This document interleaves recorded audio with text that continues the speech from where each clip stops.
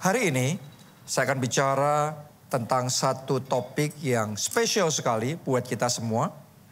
Kita akan bicara tentang yang namanya persahabatan. Makanya judul khotbah hari ini, sahabat bagi jiwa yang berat. Kita baca terlebih dahulu di dalam Amsal 17, ayatnya yang ke-17. Mari kita lihat apa kata Alkitab tentang seorang sahabat. Seorang sahabat menaruh kasih setiap waktu dan menjadi seorang saudara dalam kesukaran. Nah, kalau saudara bicara tentang sahabat, maka saya yakin kita semua atau hampir kita semua akan ngerti pentingnya punya sahabat. Pentingnya punya orang-orang yang dekat, yang ada di sekitar kita, circle yang baik, circle yang positif, circle yang mendukung dan akan membawa kebaikan di dalam kehidupan kita. Kenapa? Karena ketika kita dalam hidup ini menghadapi tantangan dan masalah yang besar, saya mau ngomong sama saudara, orang-orang yang ada bersama dengan kita akan turut menentukan kita kuat apa lemah. Kita akan maju atau kita mundur banyak dipengaruhi sama orang-orang di sekeliling kita. Kita akan bersinar atau kita akan meredup juga ditentukan dengan orang-orang yang dekat sama kita. Itu sebabnya penting sekali untuk kita punya persahabatan yang baik. Kalau saudara punya persahabatan yang baik, saya mau ngomong begini, menurut penelitian saja ternyata dampak persahabatan itu positif sekali. Dampak persahabatan yang baik akan membuat hidup kita lebih kuat. Sama-sama menghadapi masalah yang sama. Tapi kalau kita punya teman yang mendukung kita, kita akan lebih teguh. Kita akan lebih kokoh. Kita akan lebih kuat. Amin. Sama-sama menjalani hidup yang sama. Tapi kalau kita punya teman-teman yang baik bersama dengan kita, hidup kita akan lebih baik. Hidup kita akan lebih indah. Hidup kita akan lebih bahagia. Karena persahabatan mempengaruhi banyak hal di dalam kehidupan kita.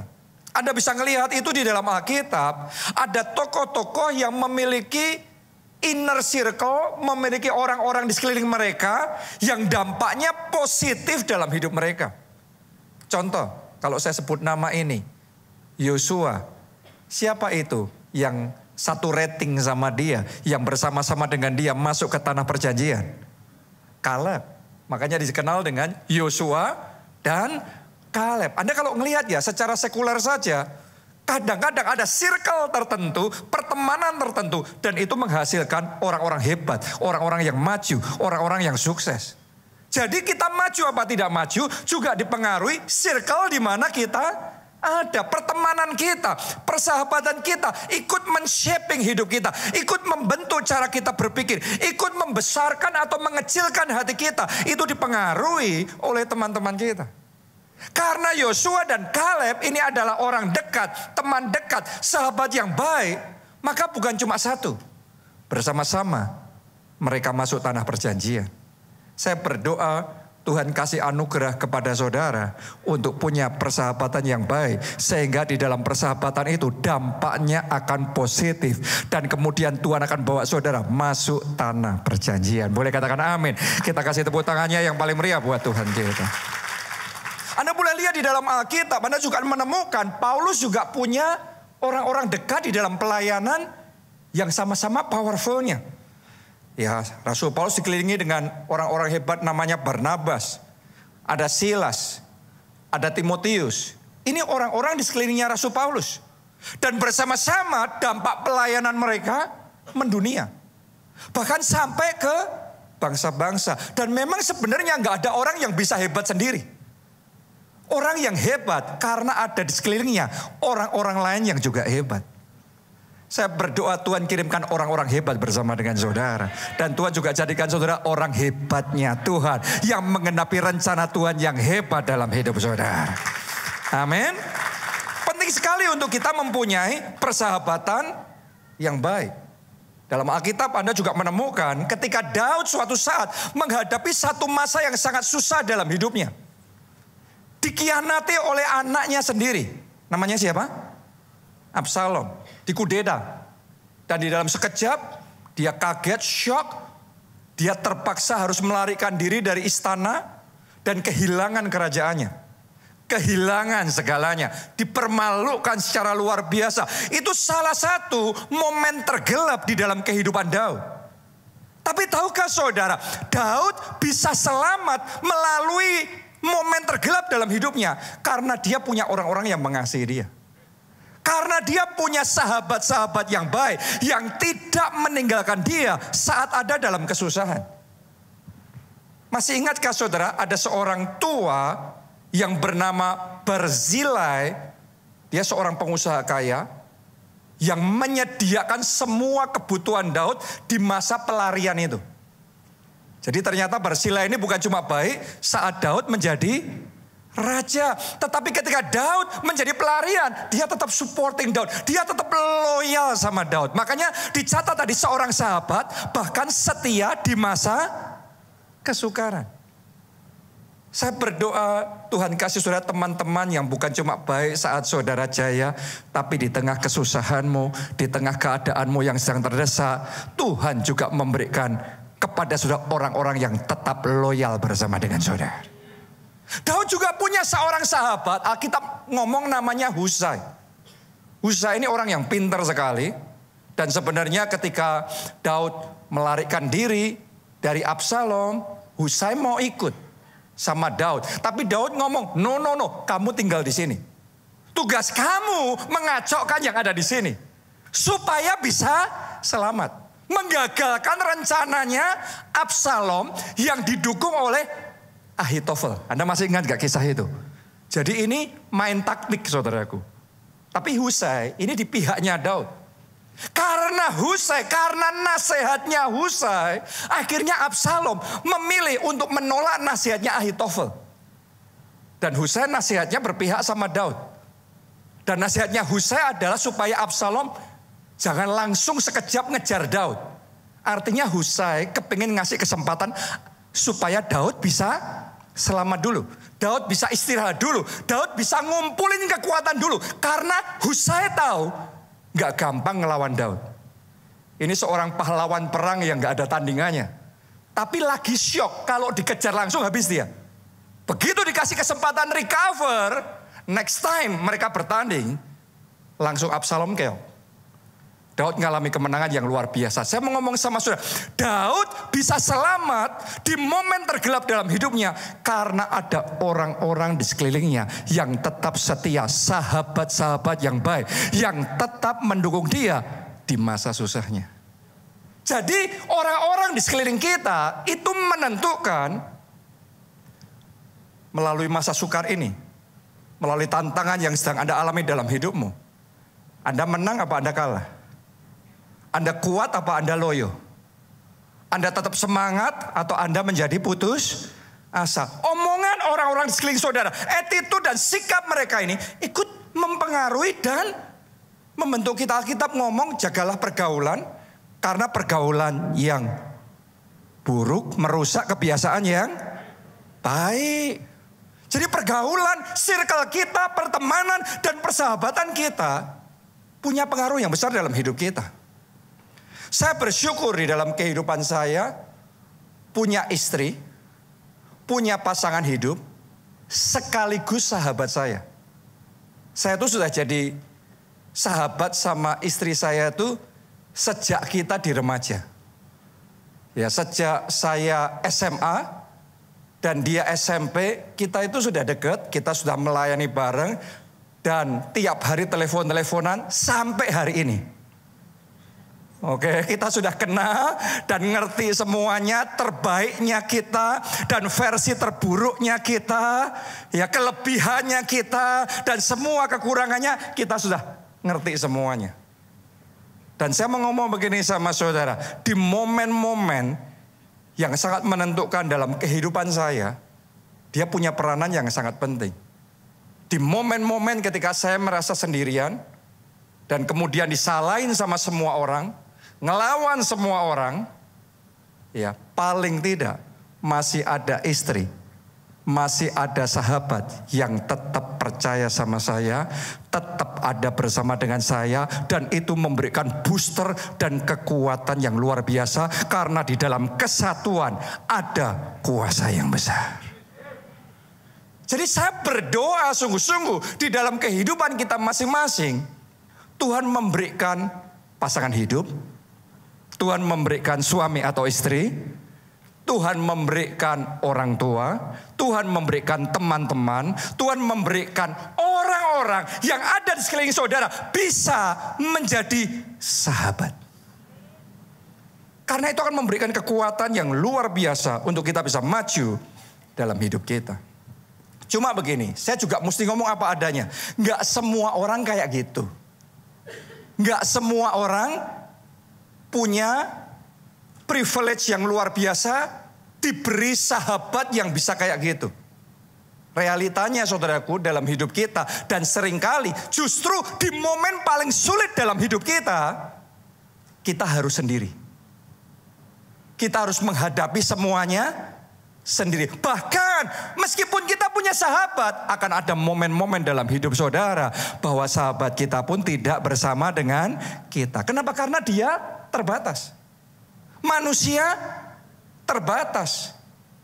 Sebaik-baiknya istri saya, sebaik-baiknya dia jadi istri, pendamping, dan sahabat saya, tetap saja yang namanya manusia terbatas. Kepandaiannya terbatas, kekuatannya terbatas, waktunya terbatas, tenaganya terbatas, yang dia bisa lakukan terbatas.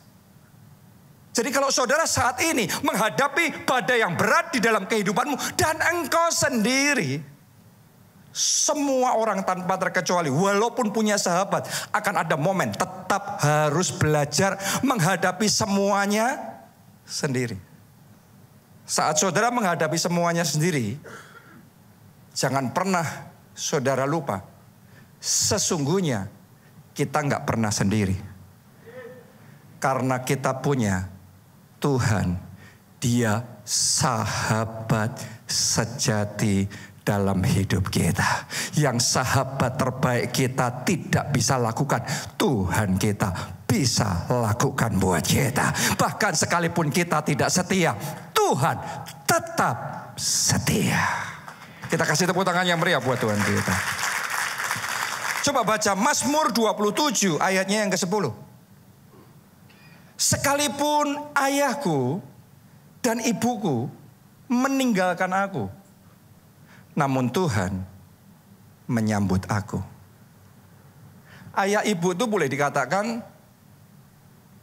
orang yang paling dekat sama kita, orang yang seharusnya paling sayang sama kita, karena mereka yang melahirkan kita, mereka yang memelihara kita dari kecil sampai kita jadi dewasa. Boleh dikatakan kalau teman kita bisa mengkhianati, membuang kita, harusnya kalau ada orang yang tetap menerima kita apa adanya dan mengasihi kita, itu ayahku dan ibuku. Tapi ternyata tetap saja ada kejadian-kejadian, ada momen-momen di mana kadang kita sama orang tua pun belum tentu orang tua yang sesayang itu sama kita pun bisa jadi seperti yang kita butuhkan. Persis seperti yang kita perlukan. Bahkan di momen tertentu ada kejadian orang tua ninggalin anaknya. Ada juga sebaliknya, anak meninggalkan orang tuanya. Mungkin saudara sudah mengalami itu.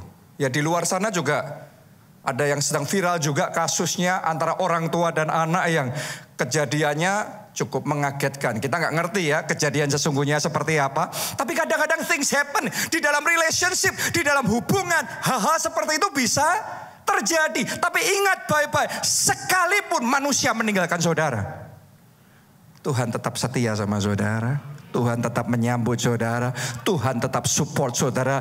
Tuhan tetap ada bersama dengan saudara. Jadi walaupun kita nggak punya siapa-siapa, belajar fokus. Ada Tuhan bersama kita loh. Dan Dia sahabat sejati kita. Saya kok ngerasain waktu saya ngomong ini. Di tempat ini ada seseorang yang dalam hidupmu Anda sedang menghadapi masalah terberat dalam hidup saudara. Setiap orang pernah ngadepin situasi-situasi yang seperti itu. Ada situasi normal, ya masalah tetap terjadi di situasi normal. Tapi ada momennya di mana masalah itu begitu beruntunnya, begitu beratnya. Seolah-olah kita harus nanggung semuanya sendiri. Dan kayak gak ada yang bisa nolong kita. Seolah-olah kayak kita melawan semua dunia sendiri. Seolah-olah kayak kita menanggung semua beban keluarga sendiri. Seolah-olah kayak kita disalah-salahin oleh semua orang. Seolah-olah kayak masalah bertubi-tubi, gak habis-habis, dan datangnya bersama-sama. Saya mau ngomong sama saudara, jangan pernah lupa. Anda gak pernah sendiri loh. Tuhan, sahabat sejati saudara. Tuhan tidak meninggalkan saudara. Anda tidak menghadapi itu semua sendiri.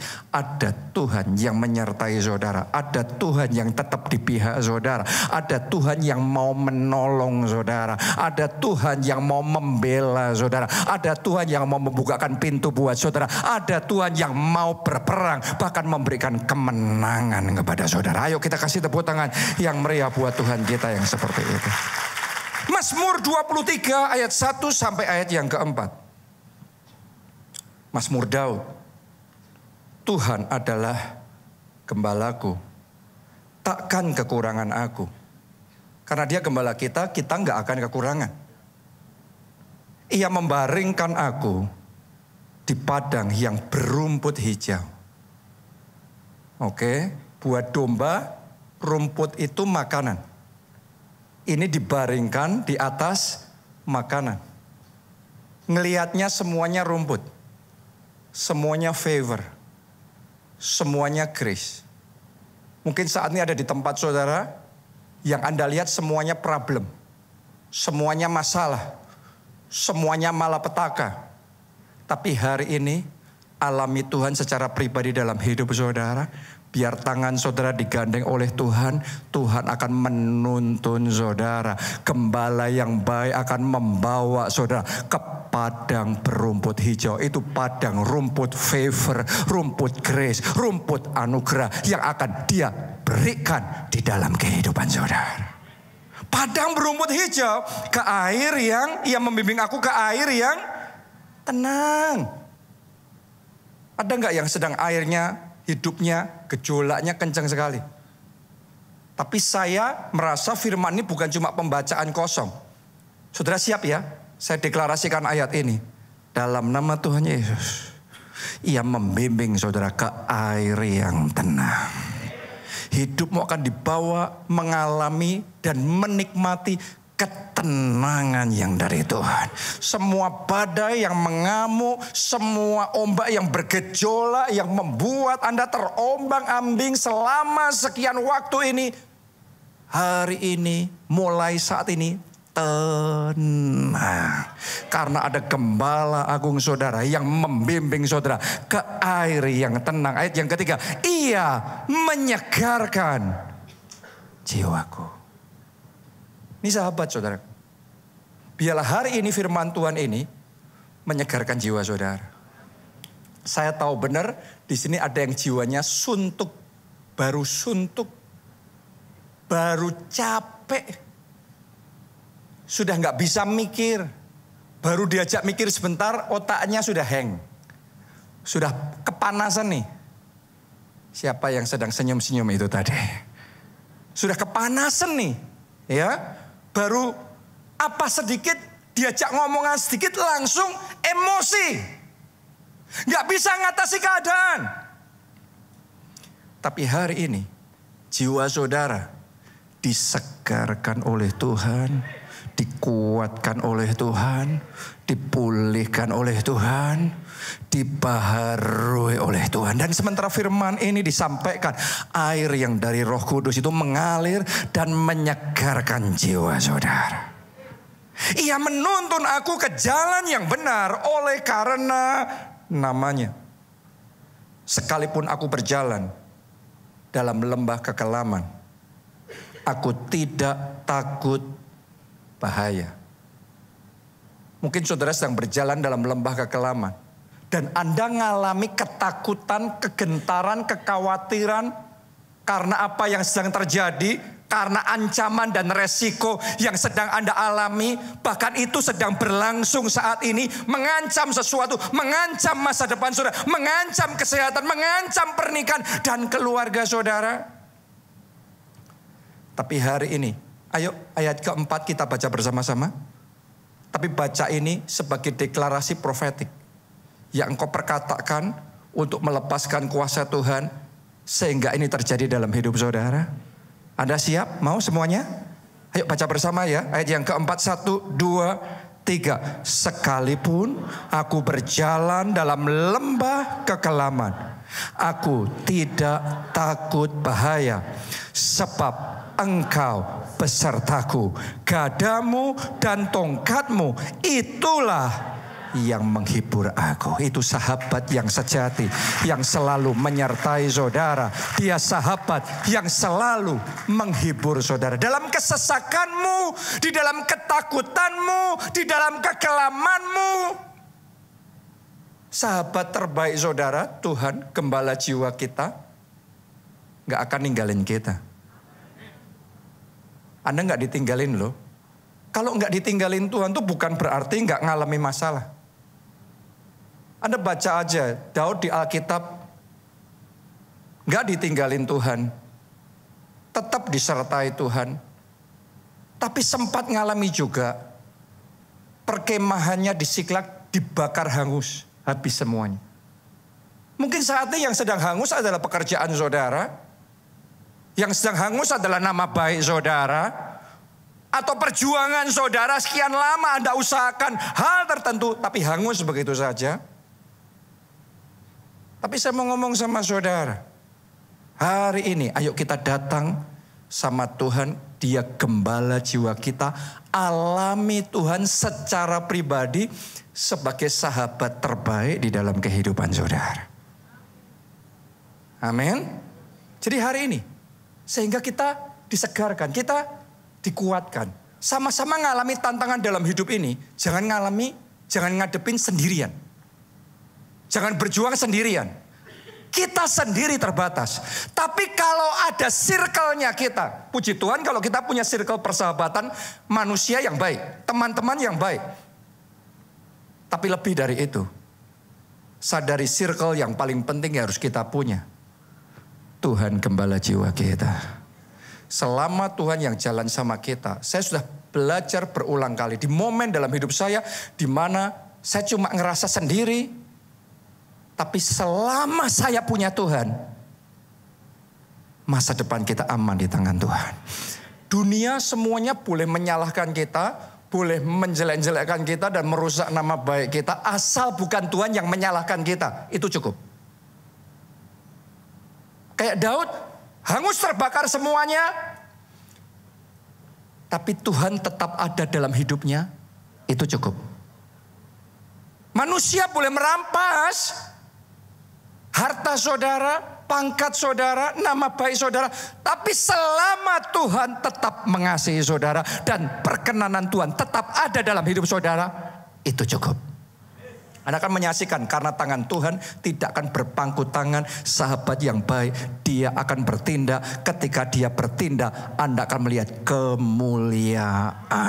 Anda akan melihat kebenaranmu ditumbuhkan seperti rembang tengah hari, bersinar terang di dalam kehidupan saudara. Jadi ayo belajar menghadapi kehidupan ini. Jangan sendiri, tapi belajar berjalan bersama dengan sahabat sejati kita. Tuhan gembala jiwa kita. Hari ini kita akan belajar ya tentang sahabat. Tentunya belajar tentang sahabat ini juga bukan sekedar kita mau Tuhan gitu sama kita, jadi sahabat terbaik kita. Tapi juga mau nggak saudara belajar jadi sahabat yang baik buat orang lain. Memang nggak gampang ya khotbah ini. Karena kalau khotbah ini saya sampaikan hanya dalam sisi Tuhan sahabat terbaik, Tuhan yang mau menolong kita, Tuhan di pihak kita. Itu akan jadi khotbah yang sangat indah sekali. Tapi belum tentu kita naik level. Doa saya bukan cuma kita punya Tuhan sahabat baik buat kita, tapi doa saya kita juga belajar bertumbuh jadi sahabat yang baik bagi teman-teman kita. Karena itu hari ini kita belajar gimana sih seorang sahabat yang baik itu. Mari kita baca Ayub 2 ayat yang ke-11 sampai ayat yang ke-13. Ketika sahabat Ayub mendengar kabar tentang segala malapetaka yang menimpa dia. Anda masih ingat ya, Ayub tadinya orang kaya, konglomerat, super kaya, tapi dalam sehari bangkrut. Kehilangan segalanya. Ternaknya, semua, kambing domba, lembu sapi, semuanya. Anak-anaknya mati dalam sehari. Nama baiknya rusak semuanya. Ditinggalin istrinya. Saudaraku, ketika ditulis ini, ketika ketiga sahabat Ayub mendengar kabar tentang segala malapetaka yang menimpa dia. Coba Anda bayangin zaman sekarang, kalau seandainya saudara ngalami malapetaka seperti itu, saya mau tanya, kira-kira teman-teman saudara responnya gimana? Kalau diizinkan ngalami malapetaka seperti Ayub, kira-kira mereka akan tetap ada bersama dengan saudara? Atau apa yang akan mereka lakukan? Mari kita lihat sahabat-sahabat Ayub ini. Ditulis begini, ketika mendengar semua malapetaka itu menimpa dia ya, maka datanglah mereka dari tempatnya masing-masing, yakni Elifas, orang teman, dan Bildad, orang Suah, serta Sofar, orang Naamah. Mereka bersepakat untuk mengucapkan bela sungkawa kepadanya dan menghibur dia.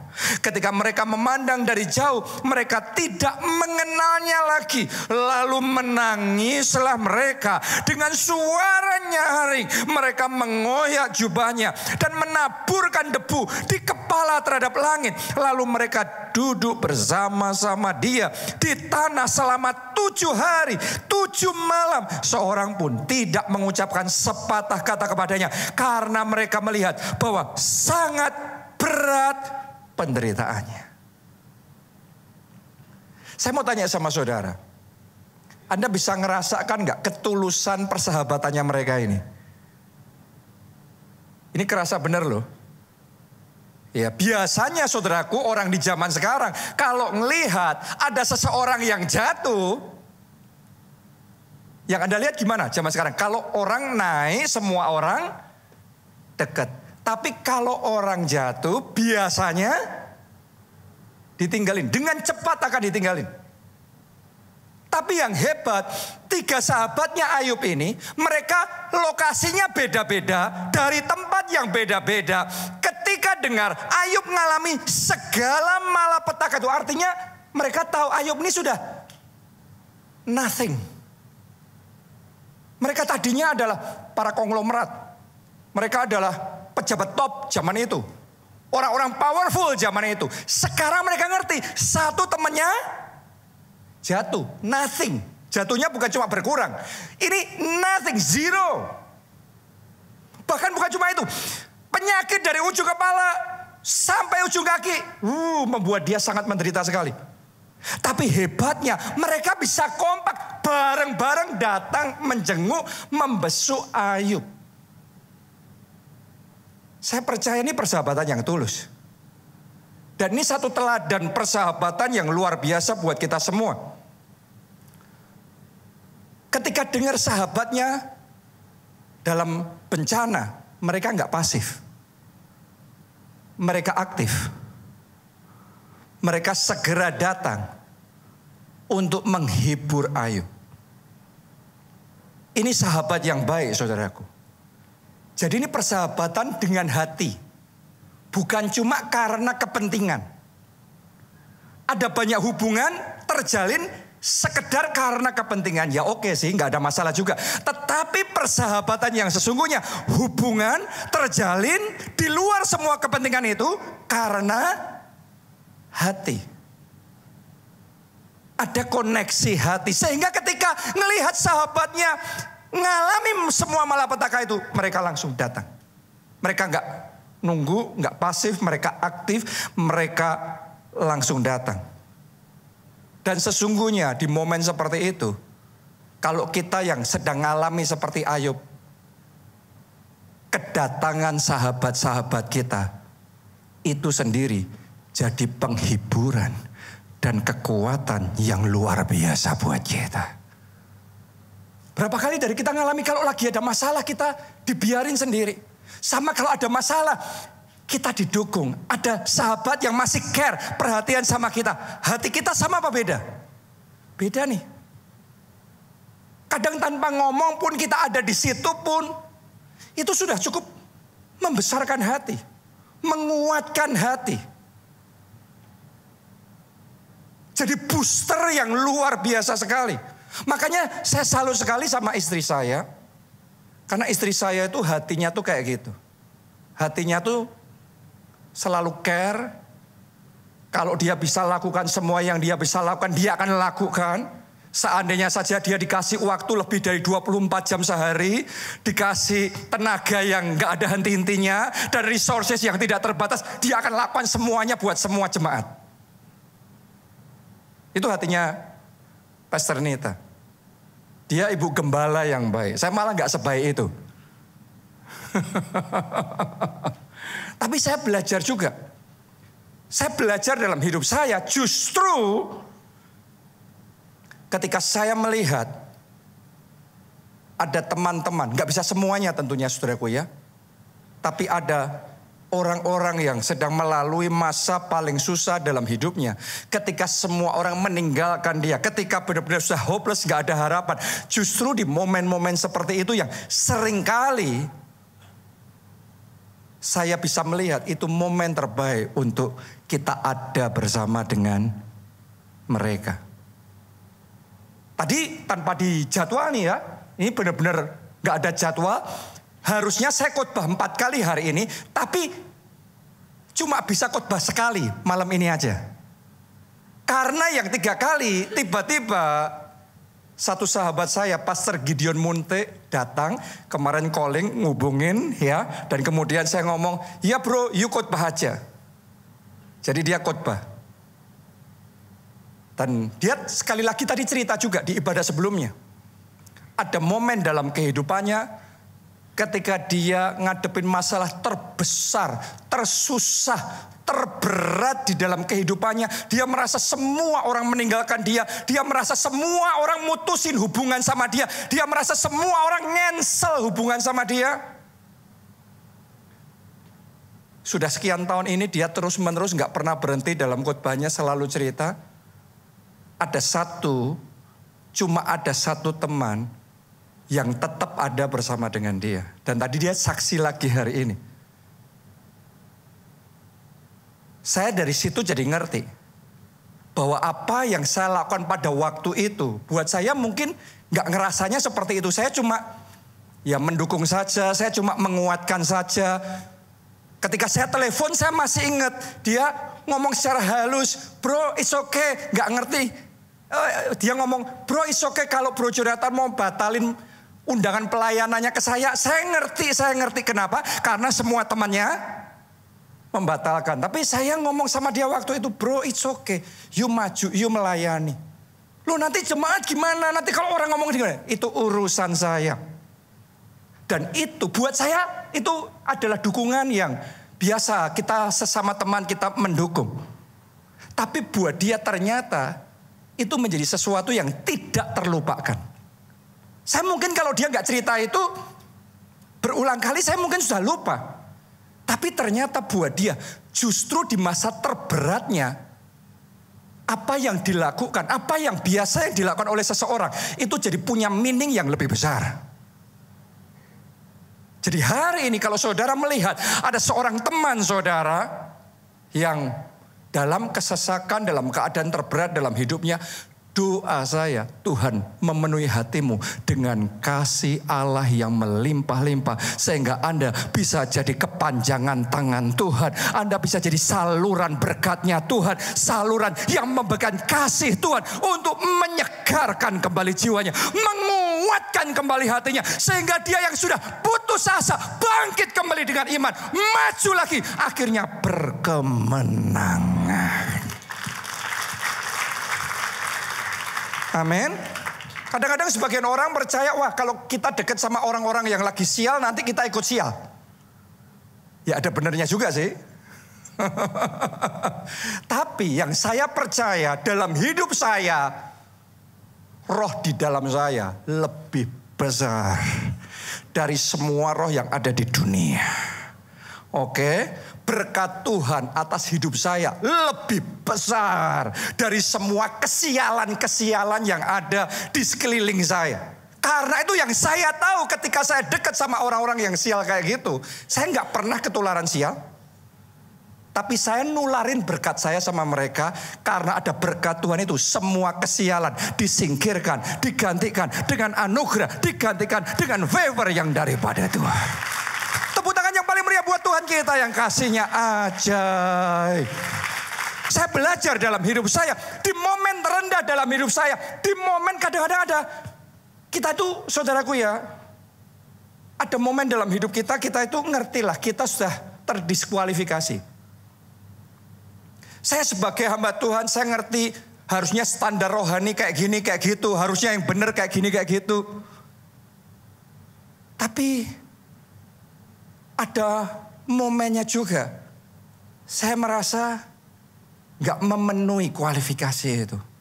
Harusnya dicoret dan terdiskualifikasi saya. Saya sendiri sudah kayak menyerah dengan diri sendiri.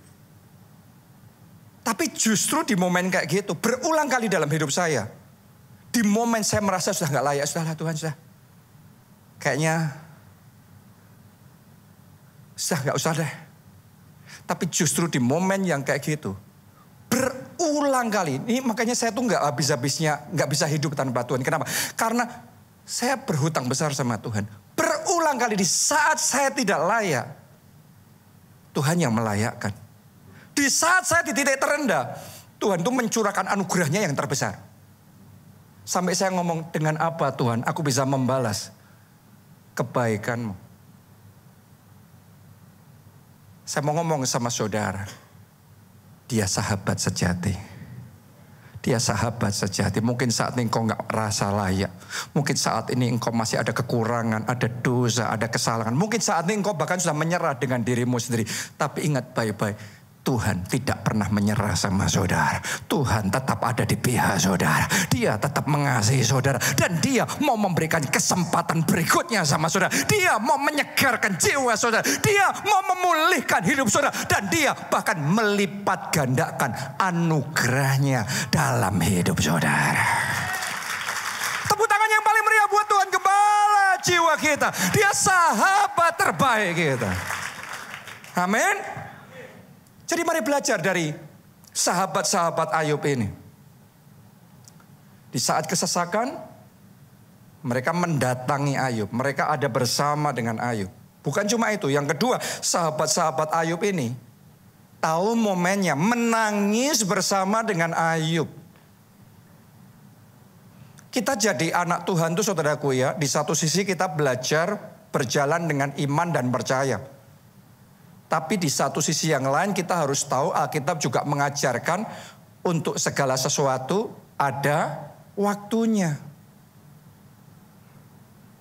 Ada waktunya menangis juga ternyata kata Tuhan. Ada waktunya tertawa juga. Jadi kalau waktunya tertawa, tertawalah bersama sahabatmu. Waktunya menangis, menangislah bersama dengan sahabatmu. Menangis bukan tanda kelemahan. Itu dibutuhkan. Itu mekanisme yang Tuhan kasih sama kita. Makanya ada namanya mekanisme menangis. Untuk apa? Supaya beban jiwa kita ini dikeluarkan dari hati kita. Dan kita bisa merasakan kelegaan dalam hidup kita. Mari kita baca Roma 12 ayatnya yang ke-15. Alkitab ngomong begini. Bersukacitalah dengan orang yang bersukacita. Dan menangislah dengan orang yang menangis. Dua-duanya ini sama-sama penting untuk kita kembangkan dalam diri kita. Karena ada orang yang bisanya cuma salah satu, ada orang yang belum bisa dua-duanya. Nah, kita perlu belajar nih. Oke, tadi ditulis di situ apa? Yang pertama, bersukacitalah dengan orang yang bersukacita. Kadang buat sebagian orang yang kayak gini lebih susah loh. Mungkin Anda ngomong loh, kok gimana susah? Kalau ngelihat teman happy ya happy dong, bener. Asal nggak lebih happy dari kita. Kalau ngelihat teman sukses ya senang dong, asal nggak lebih sukses dari kita. Begitu dia sama, apalagi melejit naik lebih dari happy, bisa berubah jadi iri loh. Ayo manusia jujur. Kalau adik saudara, kakak saudara, teman saudara, tadinya sama nih kita. Atau dia di bawah kita nih. Tiba-tiba naiknya di atas kita. Di hati kadang-kadang ada ngerasa gimana enggak? Dan Alkitab ngomong mengingatkan kita semua. Bersukacitalah dengan orang yang bersukacita. Ada berkatnya loh saudaraku. Ada berkatnya loh. Kalau orang lagi diberkati, diangkat Tuhan, Anda ikut happy. Anugerahnya juga akan mengalir. Tuhan juga berikan sama saudara. Itu juga momen Anda bisa naik juga bersama dengan Tuhan. Jadi hari ini saya berdoa anugerah untuk bisa bersukacita dengan sahabatmu yang sedang bersukacita. Saat ini terima anugerah itu dalam nama Tuhan Yesus. Anugerah untuk gak iri hati. Kalau teman saudara, keluarga saudara lebih maju dari saudara, terimalah itu di dalam nama Tuhan Yesus. Karena Anda akan punya waktunya. Anda akan punya waktunya, Tuhan akan mengangkat saudara. Kalau kita gak iri itu saudaraku ya, Tuhan malah disukakan. Dan ketika Tuhan disukakan, Tuhan bisa bawa kita lebih maju lagi loh. Karena kita sedang dinilai sama Tuhan. Kita sedang dinilai sama Tuhan. Saya berulang kali juga mengingatkan diri saya sendiri.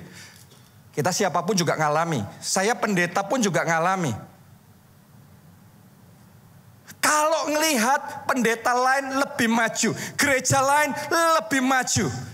Dan kemudian secara jasmani di hati ada ngerasa kurang enaknya sedikit. Saya berusaha terus mengingatkan hati saya.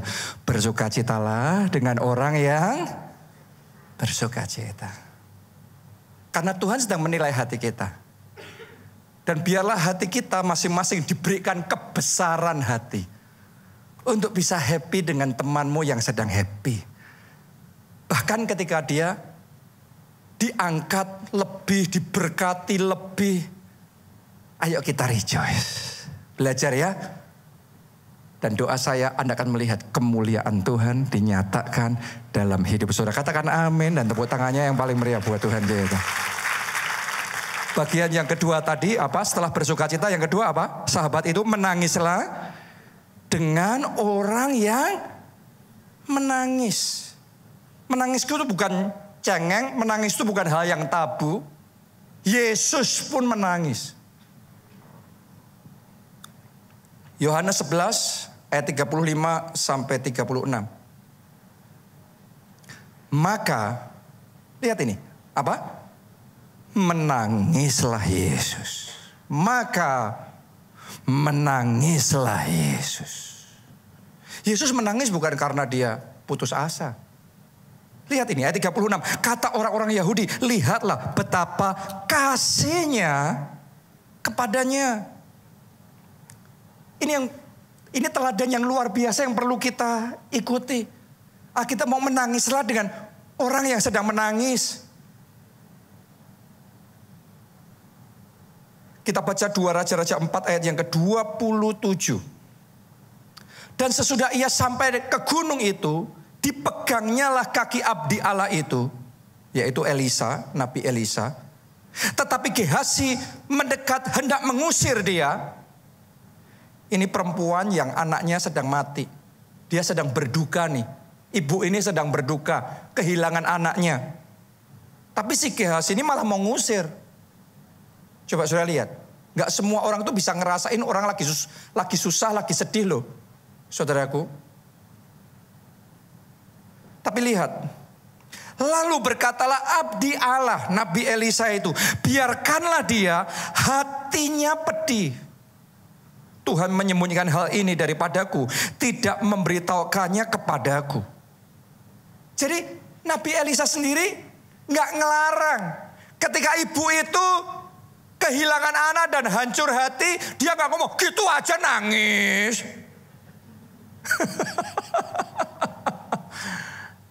Jangan cengeng. No. Biarkanlah dia menangis.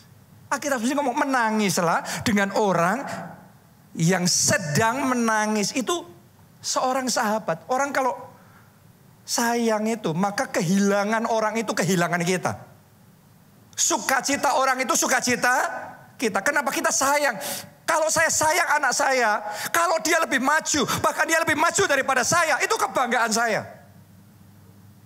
Tapi kalau ada sesuatu yang gak baik terjadi dalam hidupnya, itu adalah kesedihan saya juga, kehilangan saya juga. Dan di situ kasih itu bisa dirasakan. Saya masih ingat saudaraku, sekian tahun yang lalu, ketika gereja kita di Jogja ngalami kebakaran. Waktu itu ulang tahun gereja dan saya sedang khotbah kayak gini. Tiba-tiba di samping kanan, di Jogja ya, itu ada suara geledak. Kaget apa itu? Saya pikir, oh ya sudah, saya lanjut khotbah. Ternyata nggak lama, tiba-tiba api nyala di sana. Dan api itu ternyata sudah menjalar di bagian bawah mimbar. Itu nggak lama, saudaraku, cepat sekali gedung itu terbakar. Kita dievakuasi semua. Saya mau ngomong begini sama saudara. Benar di momen itu saya belajar tegar. Benar di momen itu saya belajar nggak putus asa. Benar di momen itu saya belajar untuk berdiri teguh di dalam iman. Tapi bagaimanapun yang namanya ngalami kebakaran itu bukan sesuatu yang membuat kita happy. Benar apa tidak? Di saat kita sedang alami musibah itu, di situ kita lagi bisa ngerti siapa orang yang sungguh-sungguh mengasihi kita dan siapa yang pura-pura mengasihi kita. Di saat kita lagi musibah kayak gitu, ada orang-orang yang ngomong mengasihi kita. Ngomong mengasihi kita, tapi mereka nyukurin kita.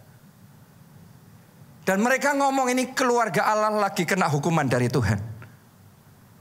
Ini kayak kapal yang mau karam. Terus ngomong sama jemaat, ayo cepat keluar, pergi kenapa? Ini sebentar lagi karam katanya. Padahal klaimnya mengasihi kita.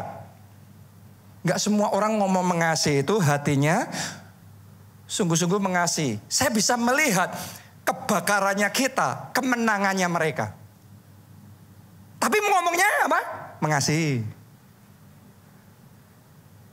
Di saat yang sama, saya bisa melihat ada orang-orang yang gak banyak ngomong, tapi dia berdoa bersama kita.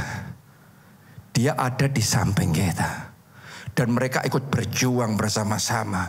Kita gimana caranya, kita bangun ini kembali. Apa yang bisa kita lakukan? Saya jujur ngomong sama saudara, itu kejadian sudah lama sekali. Tapi sampai hari ini, kejadian tertentu dalam hidup kita itu, kayak tadi Pastor Gideon ya, momen tertentu dalam hidupnya itu tidak terlupakan buat dia. Momen tertentu dalam hidup saya itu tidak terlupakan ketika saya sedang mengalami di momen yang paling tidak enak. Mana yang tertawa di tengah duka cita saya, mana yang bisa merasakan Alkitab tadi, ikut menangis saat kita sedang menangis. Saya sadar saudaraku, sukacita kita belum tentu sukacitanya orang lain. Duka cita kita belum tentu duka citanya orang lain. Tapi sahabat yang baik, Alkitab ngomong bersukacitalah dengan orang yang sedang bersukacita. Menangislah dengan orang yang menangis. Jadi hari ini saya mau ngomong sama saudara, ada orang-orang di sekeliling kita yang sedang melalui situasi yang gak mudah dalam hidup mereka. Ayo kita meneladani Tuhan kita Yesus Kristus. Jadilah sahabat yang baik. Kita nggak bisa sama semua orang tentu ya. Karena kita sendiri terbatas. Manusia itu terbatas. Tapi paling tidak sama sahabat orang yang terdekat sama saudara. Ya. Paling tidak belajarlah jadi sahabat yang baik. Yang terakhir, yang ketiga. Nah ini yang ketiga nih, kita belajar dari sahabat-sahabatnya Ayub. Gini, sayangnya mereka sebenarnya sahabat yang baik. Tapi sayangnya salah ngomong. Salah bicara. Nah ini. Maksudnya mungkin baik, tapi somehow kadang-kadang lidah tidak bertulang ini. Keseleo kalau ngomong. Kalau kita belum bisa ngomong yang tepat, yang pas di hati, lebih baik belajar apa? Diam. Daripada mengucapkan perkataan terlanjur, akhirnya nggak bisa dicabut. Dan akhirnya disesali. Itu yang dilakukan oleh sahabat-sahabatnya Ayub. Ayub lagi kena musibah kayak gitu. Benar 7 hari mereka diem. Diem loh saudaraku, sudah diem 7 hari tadi. Dan mereka bersama dengan Ayub. Mereka mengasihi, mereka berdoa buat Ayub. Tapi kadang kita itu manusia lidahnya bisa gatel. Terus ngomong. Tahu nggak saudara ngomongnya apa sama Ayub? Mereka ngomong sama Ayub. Ayub ini kamu pasti ada dosanya nih. Ada salahnya. Lah kalau berdasarkan teori Alkitab ya benar. Kalau ngalami gitu bisa jadi ada dosanya. Tapi kan Alkitab juga mencatat. Ayub bukan karena dosa. Tapi Ayub sedang diuji. Tapi orang sedang mengalami kayak gitu. Anda langsung ngomong, jangan-jangan karena dosa.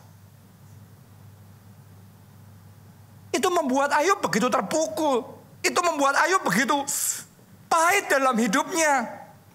Dia ngomong kurang apa lagi? Aku ini menjaga integritasku seumur hidupku. Aku berusaha hidup yang berkenan di hadapan Tuhan. Aku salah apa? Aku dosa apa? Dia ngerasa dituduh oleh sahabat-sahabatnya sendiri.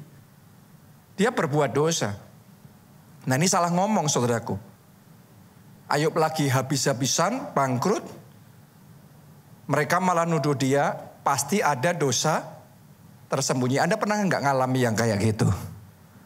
Anda lagi dalam situasi yang susah, malah dituduh, ini kamu pasti ada dosa nih. Mungkin maksudnya bukan jahat ya, tapi omongan itu akan membuat kita yang dalam situasi itu jadi kena. Jadi nggak enak. Kadang-kadang kalau kita besuk orang juga hati-hati loh ya saudaraku. Ada orang besuk temannya sedang sakit. Ceritanya malah itu, tahu nggak kamu bapak sebelah sana rumahnya itu. Sakit kayak kamu terus mati. Lah. Maksudnya ngasih tahu. Ini nanti kamu harus teorinya gini, yang dijagain gini. Tapi omongannya yang nggak tepat itu. Bukannya membangun malah meruntuhkan. Jadi hari ini ayo kita belajar. Be wise dengan lidah kita. Belajar bijaksana dengan perkataan kita. Apalagi di zaman internet sekarang ini. Netizen paling benar. Maha benar. Dan semua dikomentarin. Apalagi kalau ngelihat ada yang di atas terus kemudian lagi kena masalah. Itu ibaratnya sekampung gebukin rame-rame. Benar nggak? Itu kan yang terjadi. Benar nggak? Kalau di kampung secara fisik gebukin rame-rame, ternyata ada yang namanya kampung internet. Dan kita gebukin rame-rame dengan komentar-komentar yang pedas. Padahal kita ngerti nggak sih sebenarnya kebenarannya? Kan cuma katanya, dan kita ngerti sesungguhnya nggak sih? Kan belum tentu kita tuh tahu. Daripada kalau ngomong salah. Karena omongan kita, Alkitab ngomong bahwa perkataan kita itu suatu saat akan kita pertanggungjawabkan di hadapan Tuhan. Dan itu berlaku untuk komenmu di internet juga. Jadi walaupun wajahmu nggak nongol di situ, dia nggak tahu kamu ngomong kayak gitu, Tuhanmu tahu. Oke? Jadi ingat baik-baik aja. Kalau suatu saat Anda menghadap pengadilan di surga, Anda sedang diteliti itu, terus dimunculin komen saudara. Anda ingat aja, Anda pastiin komenmu itu kalau nanti dipertanggungjawabkan itu bakal menyenangkan hati Tuhan. Daripada salah ngomong. Kalau nggak bisa ngomong yang baik, lebih baik diam. Biarlah perkataan kita ini perkataan yang menyenangkan hati Tuhan. Perkataan yang membangun. Perkataan yang jadi berkat. Boleh katakan amin. Dan tepuk tangan yang paling meriah buat Tuhan kita. Mari kita bangkit berdiri bersama-sama. Katakan bersamamu Bapa. Bersamamu Bapa. Ku lewati semua perkenananmu yang teguhkan hatiku. Engkau yang bertindak, memberi pertolongan.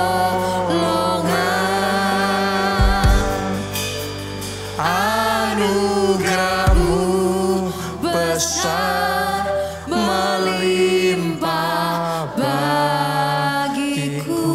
Sekarang tanpa drum, ayo bersama-sama angkat dua tanganmu. Katakan bersamamu Bapa. Ku lewati semua perkenananmu yang teguhkan hatiku. Engkau yang bertindak,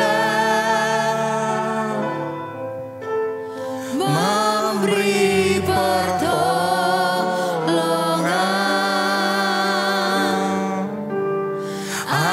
Anugerahmu besar melimpah bagiku. Ayo kita jalani hidup kita tidak sendiri. Amin. Bersama Bapa. Yes. Karena dia Bapa yang baik. Amin. Dan dia sahabat yang terbaik. Amin. Jadi jangan berjuang sendiri, jangan hidup sendiri.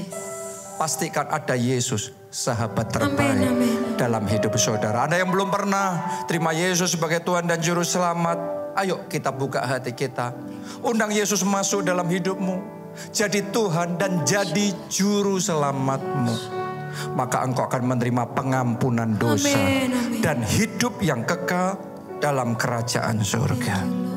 Angkat dua tangan saudara, ikuti doa ini. Tuhan Yesus, Tuhan Yesus, masuklah dalam hatiku. masuklah dalam hatiku. Jadilah Tuhan dan Juru Selamatku. Jadilah Tuhan dan Juru Selamatku. Ampuni dosa-dosaku. Ampuni dosa-dosaku. Selamatkan aku ya Tuhan. Selamatkan aku ya Tuhan. Mulai sekarang. Mulai sekarang. Hidupku milik Yesus. Hidupku milik Yesus. Aku mau ikut Yesus. Aku mau ikut Yesus. Melayani Yesus. Melayani Yesus. Jadi saksi Kristus. Jadi saksi Kristus. Aku percaya. Aku percaya. Aku sudah diselamatkan. Aku sudah diselamatkan. Terima kasih Tuhan. Terima kasih Tuhan.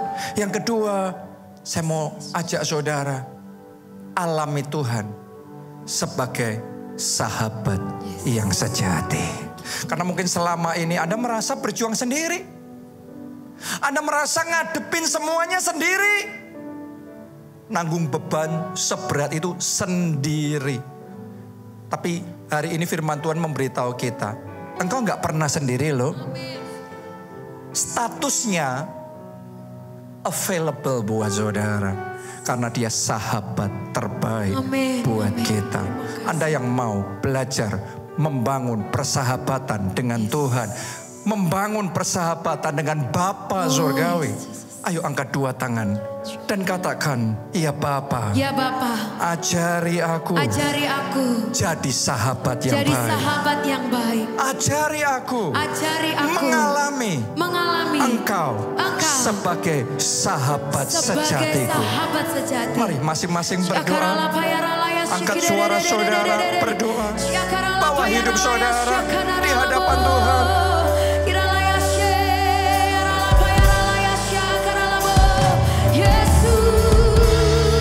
Kami tidak sendiri Tuhan. Sekalipun aku berjalan dalam lembah kelam, aku tidak takut bahaya, sebab Engkau menyertai aku. Gadamu dan tongkatmu itu yang selalu ada menjaga aku.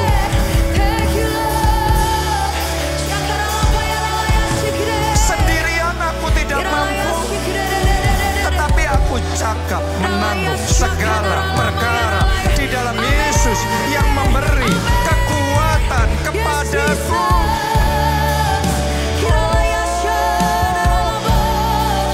Aku mau belajar Tuhan, jalan bersama Tuhan, melewati semua bersama dengan Tuhan. Sahabat yang sejati, sahabat yang terbaik. Mari nyanyikan bersama-sama. Bersamamu Bapa. Bapa, ku lewati semua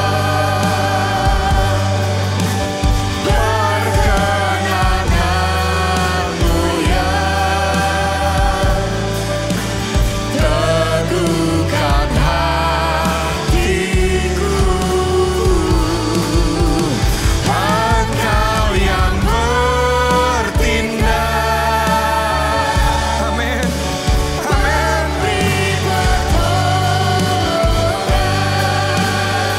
Ya Yesus.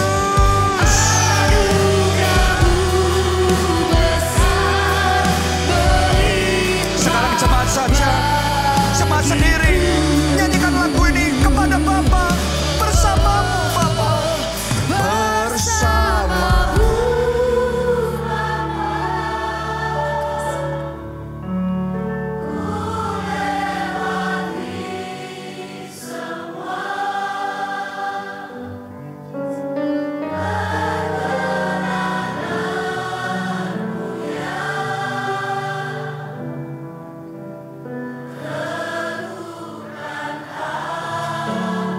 Kalau kami sendiri kami nggak sanggup Tuhan, tapi kalau bersama Bapa, kalau Engkau yang menolong, kami bisa.